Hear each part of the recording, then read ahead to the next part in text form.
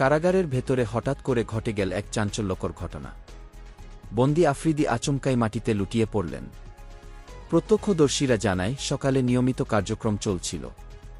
হঠাৎই মাথা ঘুরে পড়ে যান তিনি। মুহূর্তেই চারদিকে ছড়িয়ে পড়ে আতঙ্ক। কারা কর্তৃপক্ষ দ্রুত তাকে তুলে ধরেন এবং প্রাথমিক চিকিৎসা দেওয়া হয়। পরে তাকে কারা হাসপাতাল ইউনিটে নেওয়া হয় বলে জানা গেছে। ঠিক কী কারণে তিনি অজ্ঞান হয়ে পড়লেন তা এখনও স্পষ্ট নয়। তবে ধারণা করা হচ্ছে অতিরিক্ত মানসিক চাপ বা শারীরিক দুর্বলতার কারণেই এমনটা হতে পারে। এই ঘটনার খবর বাইরে পৌঁছাতেই ভেঙে পড়েন আফ্রিদির মা। তিনি কান্নাজড়িত কণ্ঠে বলেন, আমার ছেলেটা অসুস্থ ছিল, ও ঠিকমতো চিকিৎসা হচ্ছে তো?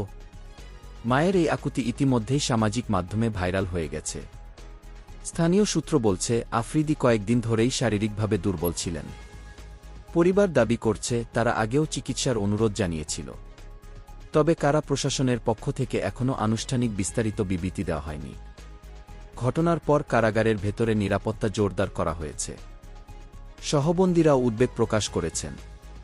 অনেকে বলছেন ও হঠাৎ করে পড়ে গেল, আমরা ভয় পেয়ে যাই। এদিকে আফ্রিদির বর্তমান শারীরিক অবস্থা স্থিতিশীল বলে একটি সূত্র জানিয়েছে, যদিও পুরো মেডিকেল রিপোর্ট এখনও প্রকাশ করা হয়নি। পরিবার চায় দ্রুত উন্নত চিকিৎসা নিশ্চিত করা হোক।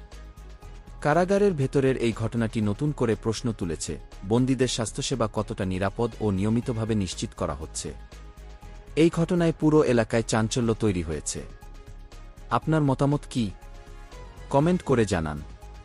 ভিডিওটি ভালো লাগলে লাইক, শেয়ার ও সাবস্ক্রাইব করতে ভুলবেন না।